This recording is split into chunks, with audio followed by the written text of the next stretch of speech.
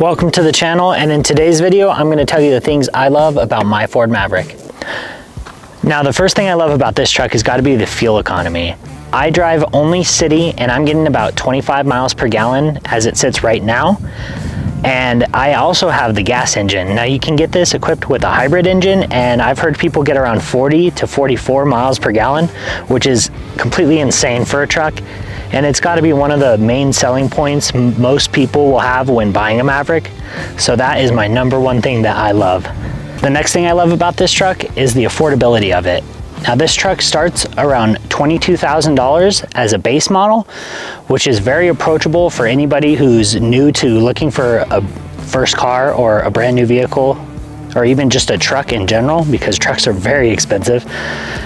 And you can get the full capability out of this truck for about 25 grand, and that's with the 4K tow package and all-wheel drive. So you can't really get more capability by paying more money from there. You're just gonna get more creature comforts. And for that, 25 grand to get everything that you can get out of this truck is a great price. So that is something I really love about this truck. Now the next thing I love about this truck is how maneuverable it is. It doesn't handle like a truck where turns are really hard to make tight, or parking becomes an issue for some people who aren't used to that longer vehicle. But this truck, it drives just like a crossover or even a sedan. So if that's what you've been driving and you're new to trucks and coming, this is a great vehicle to start on because it's not gonna feel any different. Now, before I continue on with the vehicle, I just wanted to give Ford a little shout out because they sent this to, I think, everybody who buys a Maverick. It's a nice Yeti tumbler. It says Maverick on the front and Built Ford Tough on the back. And they also give you a little lid so it's easier to drink out of. I just thought that was really cool of them to do that. That's not something companies have to do, but when you're buying something so expensive as a car, that's just a cool little token that they give you. So I just wanted to let people know that when they do buy a Maverick, not that that's gonna change their opinion on buying a Ford vehicle, but they will send you a little tumbler. So now I'm gonna move on to storage, and this truck has a ton of it. So starting with the driver and passenger front doors, they're gonna be exactly the same. You have a little bit of space under the speaker, and then you have a cup holder right here. A little bit of space here. I haven't found a use for that, so I've left it empty. And then there's another full height cup holder since there is this hole, this gap in the armrest. But I just have one of these Kleenex travel tissues. And then there is actually space back here. It's in the shape of a C, it's about that size, and then there's a nub right here to keep anything from falling out. I think it's great for soft items like a jacket or anything that you can just stuff back in there. For this front area, I'm gonna go off tripod just to show you everything. So in the center console, you normally won't have this dividing system, but I do, and I will link that down below if you'd like to get it yourself. So 2 stages, and then this is what you normally will have, a super deep hole. It's probably, I'd say, a foot deep, and so it becomes a black hole if you don't have any kind of organizing system in there. Now next from there, we have just this little cubby here, and I'll usually put my radio and maybe my Nalgene on top of that.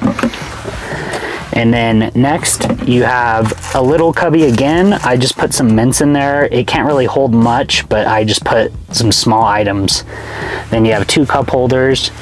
Then coming to the front, this is to stand up your phone vertically, and then a little bit of space behind it. And then you have your wireless charger here to the left. Now up here, this cubby, I don't really see any use for it. Some people do put phone holders, and I will link, or I'll put a picture up in the corner here for that. But my wife likes to crochet, so I just put a little dinosaur there. I don't really see a use for that cubby. But up here you have a typical cubby that almost every car has. So that's it for the front. Almost forgot, that's not it for the front. There's also, of course, your glove box, which I have just full of crap. But that completes it for the front. Now for the rear door, it doesn't have that cubby like the front has, so it's just got the full-length water bottle, enough space for another smaller water bottle, and then just a little space for something soft or something small. Now to the back seat. There is this little slot that I usually put these little Magpul pouches. I'll link them down below if you want to get them yourself. And then there's also plenty of space under the seats to fit some stuff, but of course you don't want to put anything in the center to block the air conditioning that's down there.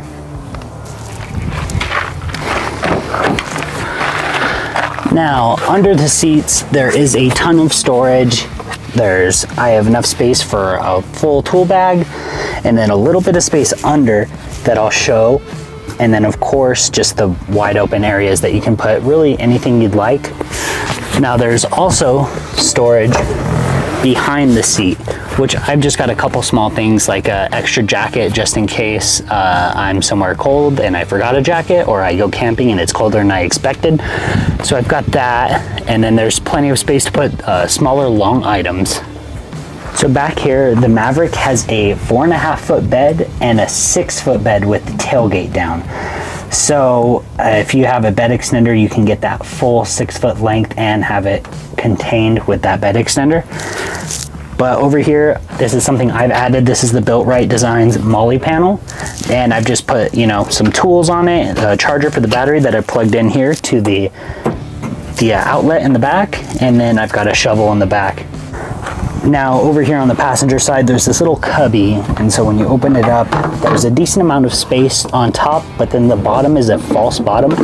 So if you pull that out, there's about 8 to 10 inches of storage in there. I just have some toe straps so I never forget them at home. And that about does it for the storage for this truck. Moving on from storage, I'm gonna talk about the capability of this truck. This truck is plenty capable for most people. Now I know there's gonna be someone in the comments saying, oh, this truck can't tow enough for me.